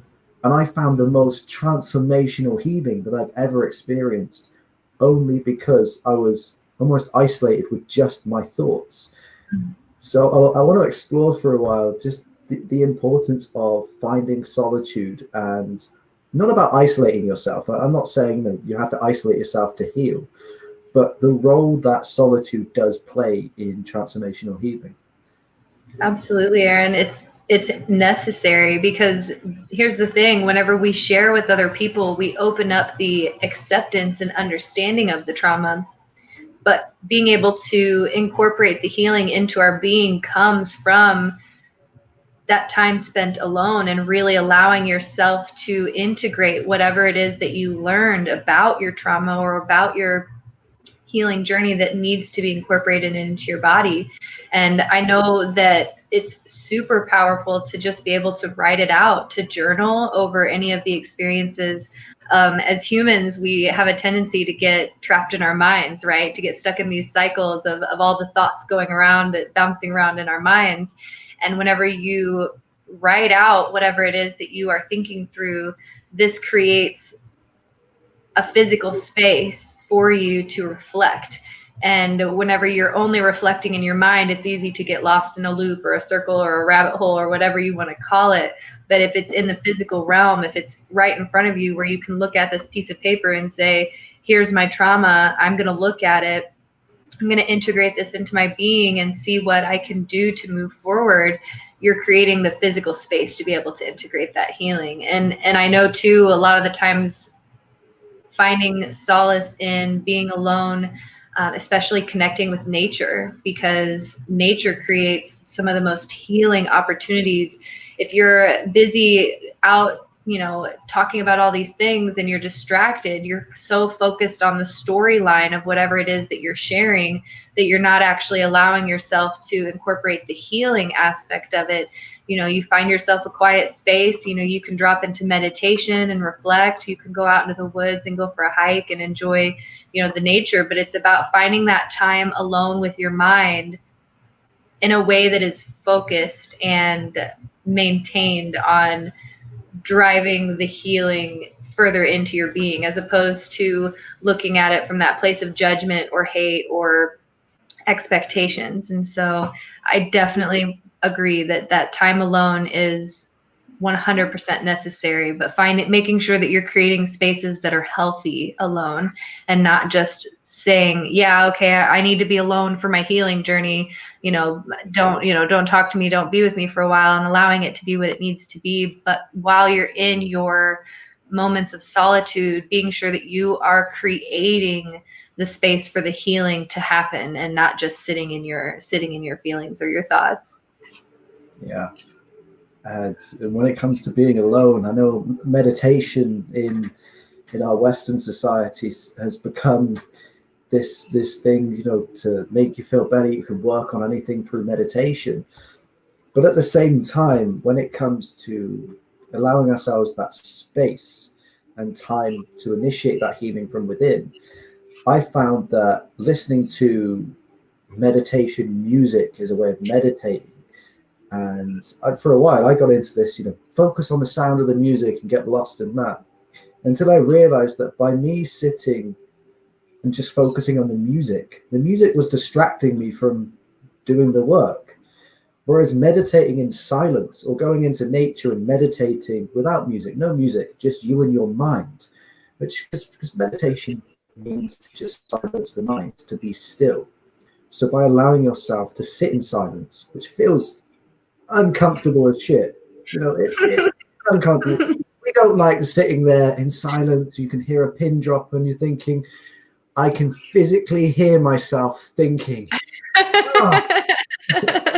But again, we don't grow when we feel comfortable. So if you're playing music and you're doing stuff and you're keeping, the environment loud and noisy, and there's things for you to listen to and look at and focus on, you're not able to just sit with your mind and say, okay, how do we feel in this moment?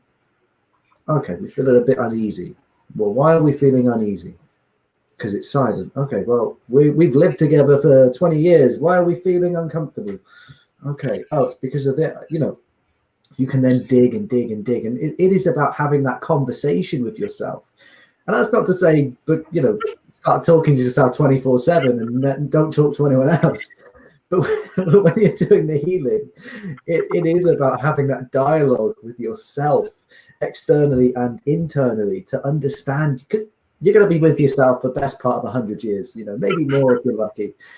So why do we as a society escape our own minds? We have no choice. When we go to sleep, we're still in here. We wake up, we meditate. No matter what we do, we're with ourselves. So we have to start understanding as a society that actually we need to be with ourselves. We need, be married to ourselves. You're not gonna stay in a relationship where you don't like the other person, but we do it with ourselves. We Mm. go for years and years and years and years and years, hating parts of ourselves, not liking ourselves, putting ourselves down, not giving ourselves credit, running from ourselves.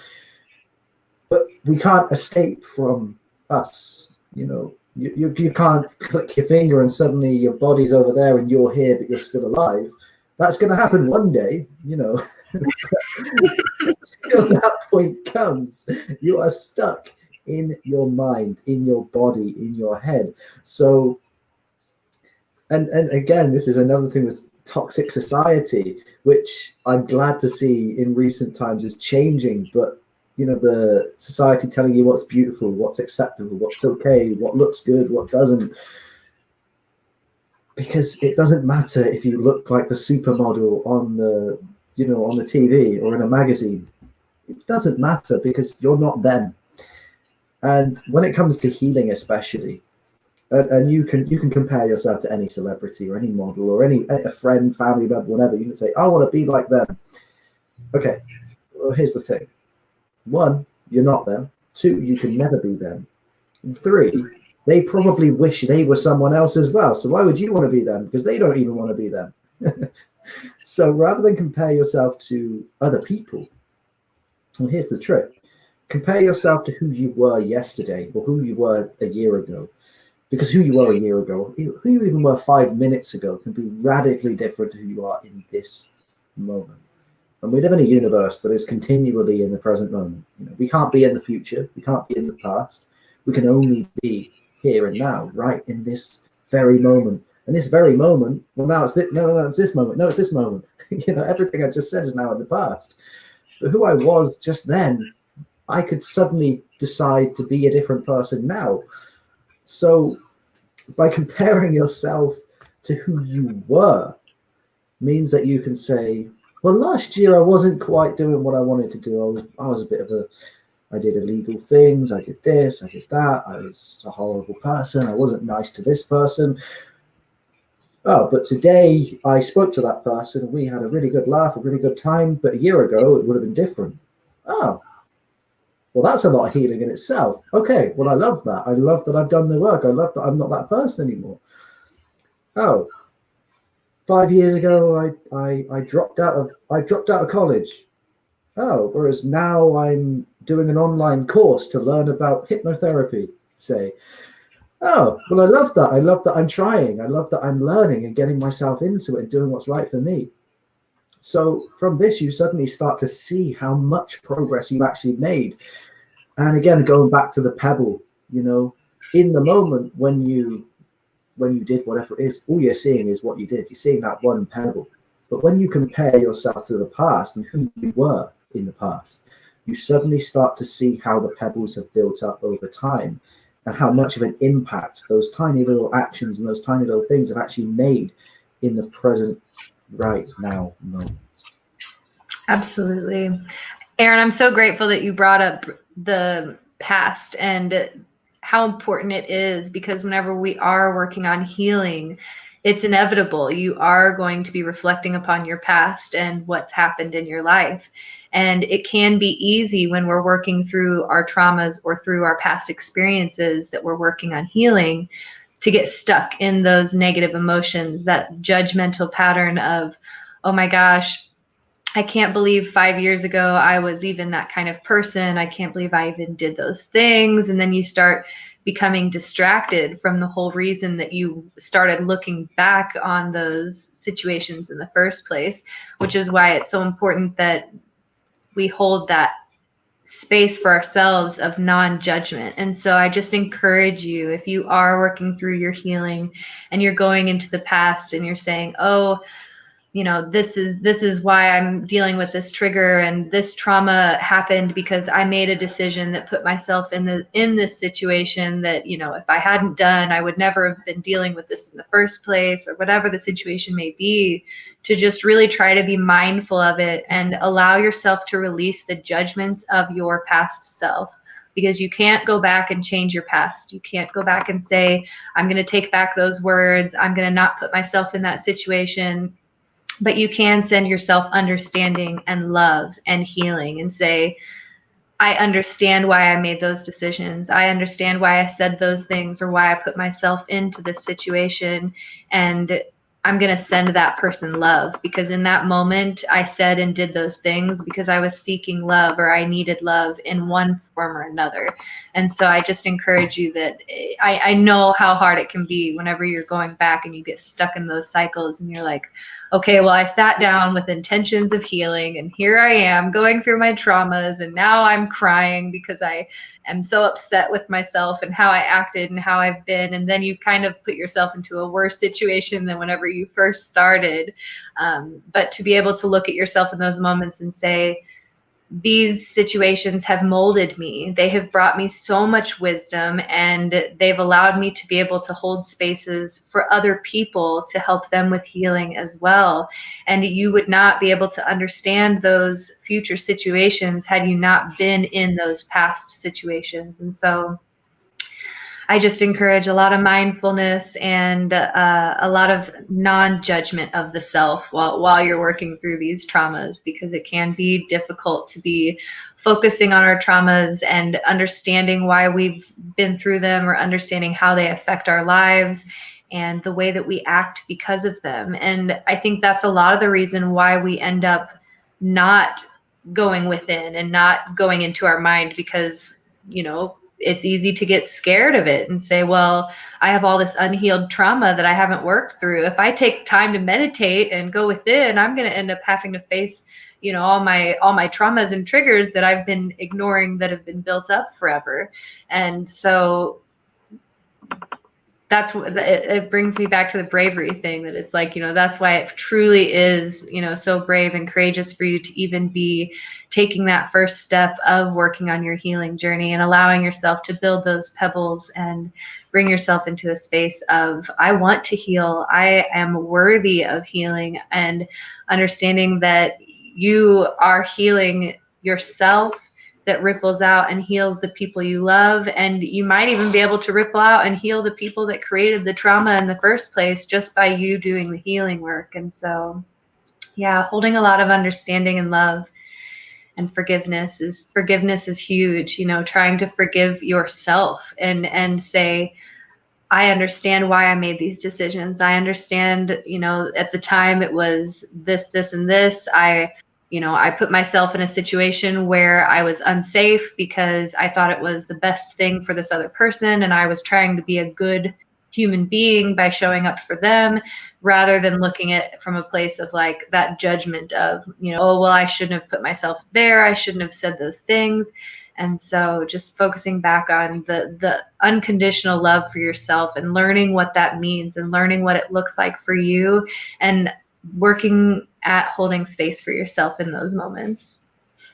Yeah. And with understanding ourselves and why we did things and what traumas are there, I've noticed as you know, if you live in a city, you're more or less constantly surrounded by at least some people. So it's very hard to be alone, which is why it is also important to make sure that you are creating at least some time alone, time, you know, space for yourself. And the thing is, if you're, and again, there is a big difference between the older generation and the generation of today, in that the older generation, when there were problems, and it's like you speak to your granddad and you say, oh, well, did you ever struggle with this? And they'll probably go, yeah, I did. What did you do about it? And they'll probably say, they'll give you what they did. But I've noticed it, and with my granddad, it wasn't necessarily a case that, and for me, I could say, oh, well, I spoke to this person about it and I got their advice. Whereas you'll find the older generation take a much different approach. Rather than asking everyone else for advice, they would figure out what to do in the moment, what's best for them. And as we're becoming more connected as a society, and the global society is more connected than ever, you know, we have you're going through something, you can post it on Facebook or Instagram or, you know, whatever social media platform you use, and get someone else's opinion on your situation. But that's somebody else's opinion, which is valid. I'm not, invalidating that. But the fact is, and the reality of it is, that what they would do, and your advice to that person may be completely different. So if you were giving somebody else advice on the exact situation that you're going through, what advice would you give to somebody else? Because the advice that you would give to them is the advice that you should probably take yourself, because that is not coming from what somebody else would do. That's you. And when it comes to healing and understanding who you are, because ultimately when we heal, that's what we do. We understand who we are only through our healing process, because then we understand what experiences we've had, what we've learned from it, what we've chosen to take away from it, and what we're going to do with that information. You know, it's like witnessing something in the street. Okay, well, what do you do with that? You've witnessed it, you've had the experience. Well, you're going to take something away from that, or you can choose to take nothing from it and go, oh, it's just an event. Or you can dig deep. Okay, I witnessed this. This is why they did this. Ah, well, okay, fair enough. I'll take a lesson from that. Maybe don't do that. Maybe don't steal a hot dog from a hot dog stand. You know, whatever. But the thing is, being alone allows you to take a little look at that and say, and this was what I'd found through my healing, is I would sit in silence and I would think back to an event that happened, and I'd remind myself of what I did in that situation, and I'd sum it up. I'd summarize it to myself, and I'd talk out loud and say, okay, so we were doing this, and then that person said this or did this, and then this happened, and okay, but why did that happen? Okay, what did I do? Was that the right thing? Okay, no, it wasn't. Okay, why did we do that? Should we have done this? Okay, well, that doesn't matter. What did we do? And that wasn't the right thing. Okay, so how can we correct that next time? What can we change?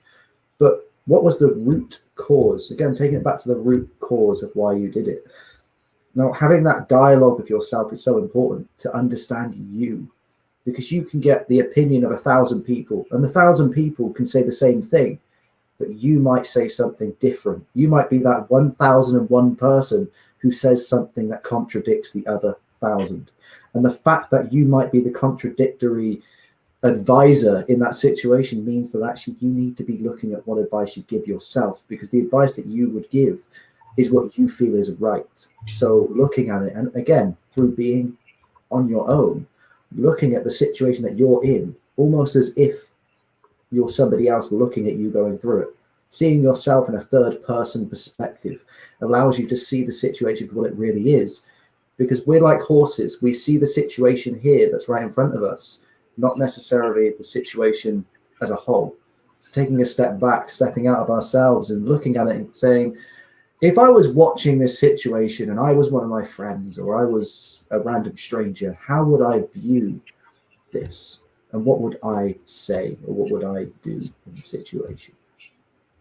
Absolutely. I think it really brings in the importance of finding the balance between finding your time alone and reflecting and allowing yourself to understand, but then also taking that action and sharing with others and collaborating on your healing. And so I think that if we're going to find a good cohesive way to be able to integrate healing, that it really is important to create spaces both for yourself to be alone and to interact with others. And I'm so grateful that you mentioned looking at yourself from a third party perspective, because I know in my courses that I teach, one of the biggest things I share is in your self healing, the journey that you take is going to be so profound if you take a step out and you look at yourself as if you were your beloved. So if you were actually your partner or the person that is, there to help you or take care of you or whatever your situation may be, how would you treat them if they were in the situation that you are in right now? And it's so empowering to be able to say, I can look at myself and see in this situation, I'm sad and I could use a night to just relax, and my house is kind of messy. Maybe I could use some cleaning, and that might make me feel a little bit better. And so then if you were your partner would look at the situation and say, okay, well, honey, let me clean up the dishes, and I'll put on your favorite show and, create this space for you.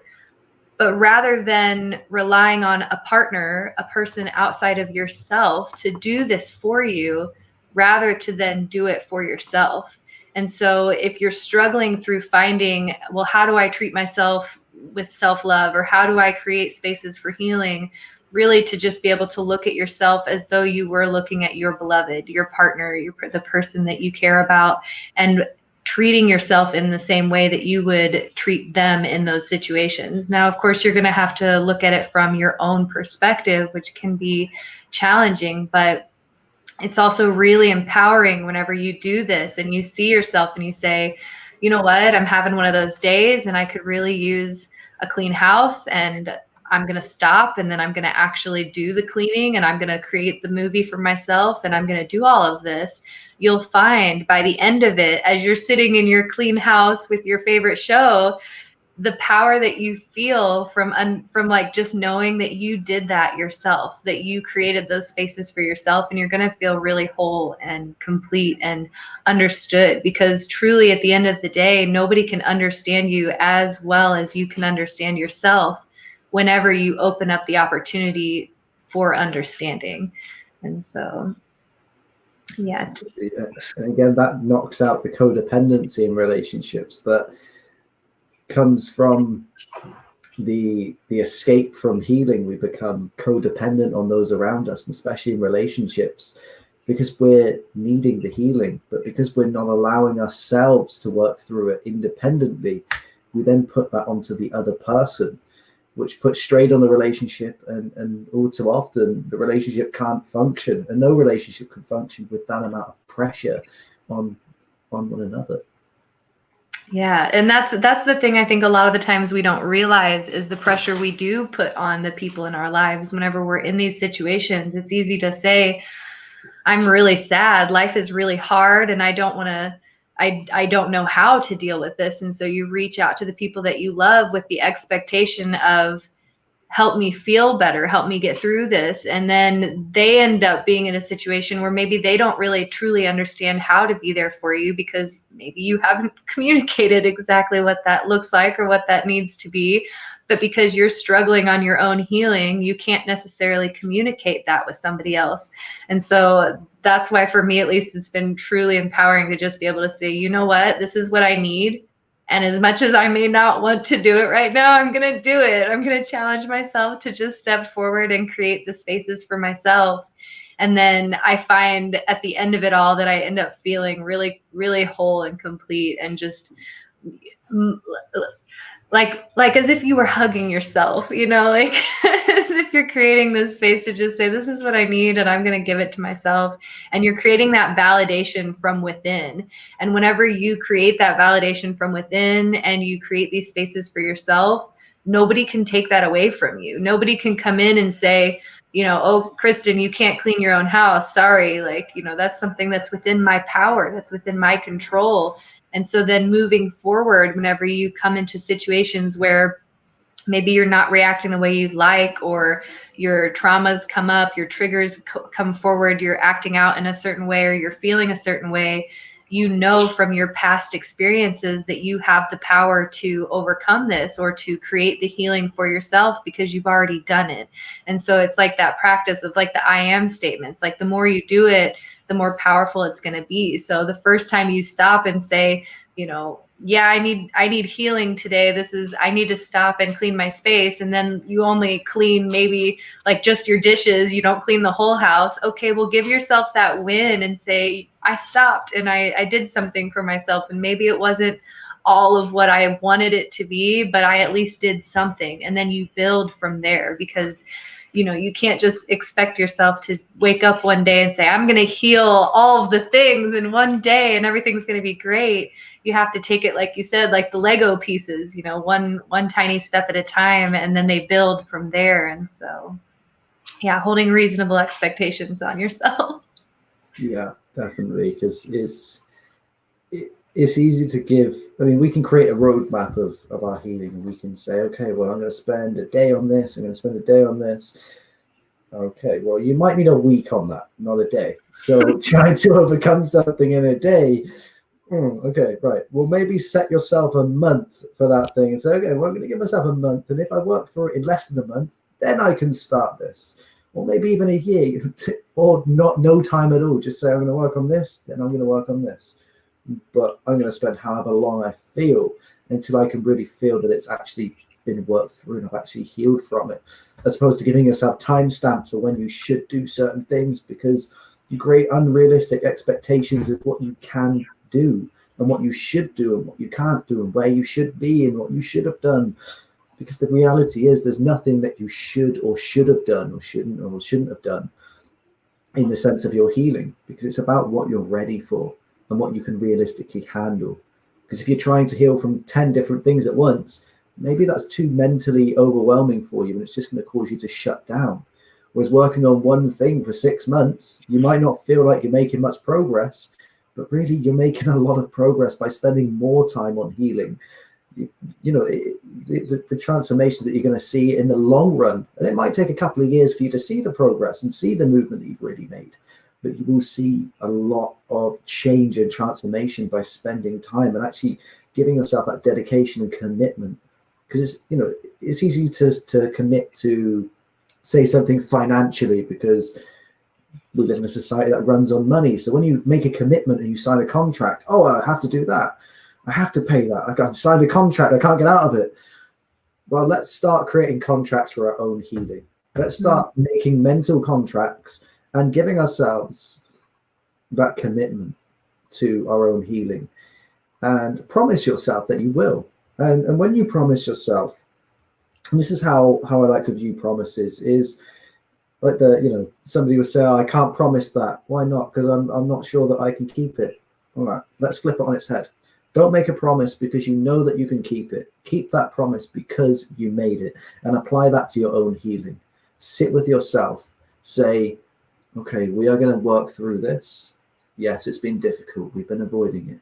Okay, but I promise to myself that we are going to actually work through this and we're going to overcome this. As long as it takes, we are going to do the work. We're going to put in the effort, and we're going to work on creating that unity within ourselves, because that's what we fucking need. And I don't care how long it takes, we are going to get there. And I promise you, me, that we're going to do that. And we're going to get there no matter what it takes. And because you've made that promise to yourself, keep it.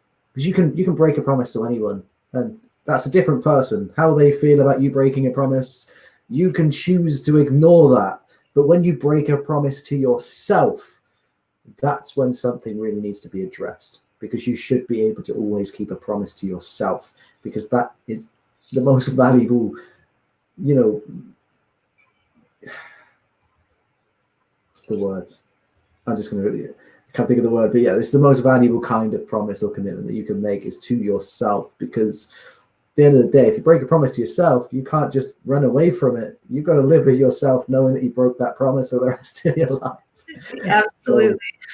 So it is about being dedicated to your own journey, because healing is a lifetime journey. So you got to be committed to it. Otherwise, you'll find you'll be very ungrounded and you'll be all over the place, and things will just become messy unless we create these spaces to start organizing our own minds. And it's not about creating control in our lives or in our minds. It's about understanding, because you can understand chaos. You can be in the most chaotic moment of your life, but you know exactly what to do because you understand. So it's not about creating control and organization. It's about creating the understanding to find organization in the chaos. And that's where we find organized chaos. And when we connect that to ourselves, we think, okay, well, what does organized chaos mean for me? And understand what organized chaos means in your mind, because we're all chaotic. Our minds are all over the place. They're a mess. The computer has filing systems and everything. Our brains don't have that. We can file things off in our minds, but in reality, it's just all over the place. So we have to find the organized chaos within ourselves. Absolutely. Absolutely. I've loved the promise and the promise you make to yourself, because at the end of the day, you live with yourself 24/7. And so whenever you take the time to create a promise for yourself, it can be so empowering to step into that promise and say, I am worthy of this promise. I am worthy of sticking by this and doing this. It's, it's one of the questions that I've been asked is, why would I want to take my healing journey if it's going to bring up my triggers, if it's going to be hard, if it's going to be all of these things? Why do I even want to do this? And I know for myself, it's because whenever you begin to heal, truly allowing the healing to come into your body and accept and understand yourself better, your life becomes more beautiful in so many ways because you understand your life. You understand why you do the things you do and where it is that you actually want to express yourself, and being able to understand your triggers and the healing that needs to happen, showing those love and allowing those to become healed opens up the space and the opportunity for you to actually do the things that you love to do. I know for myself, I've always been somebody who really enjoyed, just having conversations like you and I are having right now. But because of all the trauma I have been through, I was so bottled up. I couldn't talk to anybody. I was not confident. I was insecure. I thought all of the things about what other people were thinking were true.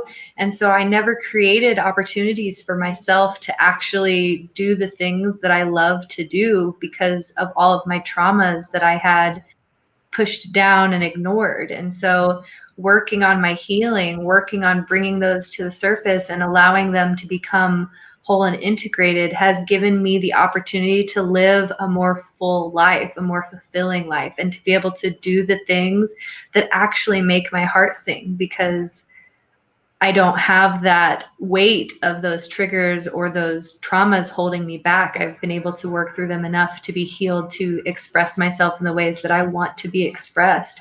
And so, if you are just starting your journey, or you're even at the beginning, or maybe you're 20 years into your healing journey and you're like, why am I doing this? It's to bring fulfillment into your own life and to help the people that you are around, because they're going to see you shining and making these decisions and being yourself. And just by you being whoever it is that you choose to show up to be, you're going to encourage other people to do the same, and the ripple effect will just go from there. And the idea is that at some point in life we live in a more healed society where we can all share our authentic truth of the negative, the positive, our hopes, our dreams, our fears, and rather than having these things control us, we hold the power over them. And that just allows you to move in your spaces and accept your reality in a way that is where you truly are the creator, as opposed to being a byproduct of the creation, if that makes any sense at all. That makes perfect sense. And I think that would be, it's a beautiful point to bring tonight to the close. I'm wondering if you would like to bring in some meditation to bring in that vibe and to amplify that sense that we are constantly healing in every moment. And no matter what we're doing in life, we're always healing. We're always embodying some level of healing. And just being with ourselves and accepting us for who we are in this moment, and allowing ourselves to do what the hell makes us feel good. Whether somebody else agrees or not, if it makes you feel good, just allow yourself to do it, even if it's just for a minute of each day. Allow yourself to do or to be what brings you happiness and brings you fulfillment. And again, to reiterate what you said, the healing process is to allow us to feel more of that fulfillment, because you may be in a position where you feel fulfilled and you'd say, I'm happy with my life, I'm okay, everything's going well. Everything's going well, your life is okay, cool. Now let's make sure that you internally are in alignment with how your physical reality is. Your life is going okay, but is your internal emotions and embodiment going the same as how your life and everything else is? And the healing journey is really about making sure that all of that is aligned. And that's kind of like the Holy Trinity, you know, your physical life, your emotional life, and your energetic life, you know, aligning all of this together to make sure that your physical and your non-physical is in alignment in every way. So you can really embody that sense of fulfillment and happiness and joy, and initiate the same in other people around you as well. Absolutely, absolutely. I would love to lead a meditation if you feel called to participate, and incorporating the three into the one, right? Yeah, exactly. Beautifully said. Yes. So if you guys would like to connect with your breath and find your center, you can close your eyes if you'd like and place your hand over your heart if you feel called. And I invite you to take a nice inhale, filling your lungs down to your diaphragm. Breath in and release.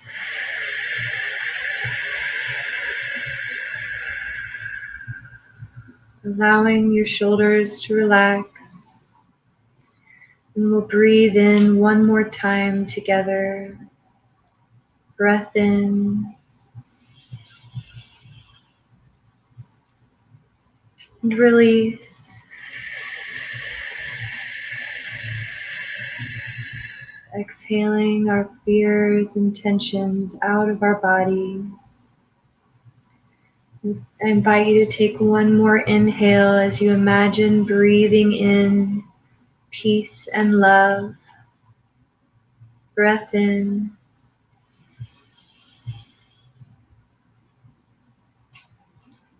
And release, allowing all tension to be released from your body in this moment.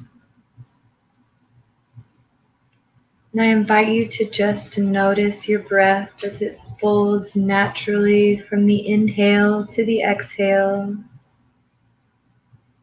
allowing your body to relax and feel at peace. And I invite you to just notice in this moment any emotions that you might be feeling within your body, any pain that might be stored in a body part, or anything that might be in your mind. And I invite you to send this space within you love and understanding, and allowing your body to just be in this now moment exactly as you are, beautiful by design.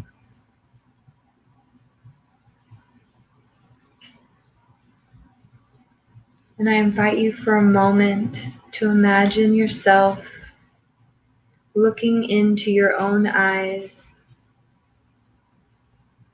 reflecting into your eyes,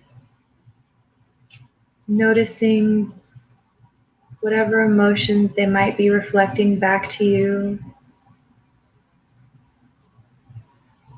And you can notice the features on your face, your cheeks, your nose, and your lips. And really admire yourself in this moment for the beautiful being that you are. And send yourself love and understanding for all the moments that you have been through that have shaped you into who you are and brought you deeper into an understanding.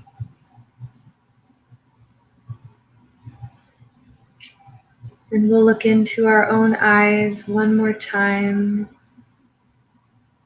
and see the sparkle that lives in the center, the soul that lives inside of you that wishes to be seen and heard.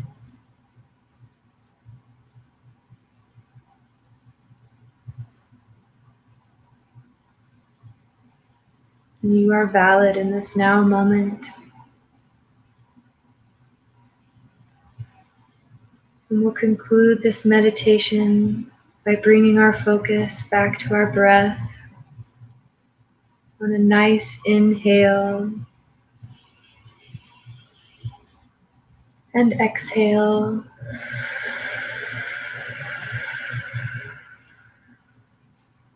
Sending gratitude to our body for existing in this moment. Gratitude to our minds for the creativity they share. And gratitude to our soul for the wishes as they unfold. Namaste.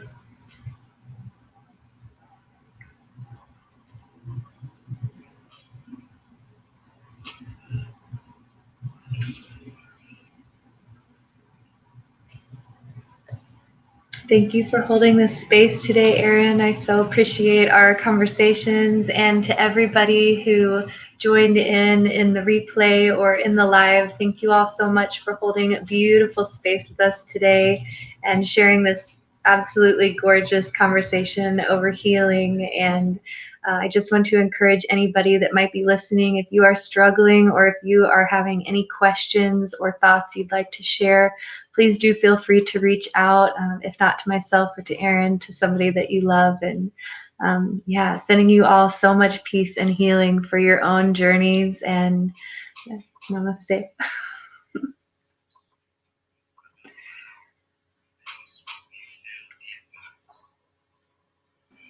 My mic got muted for a second then on the.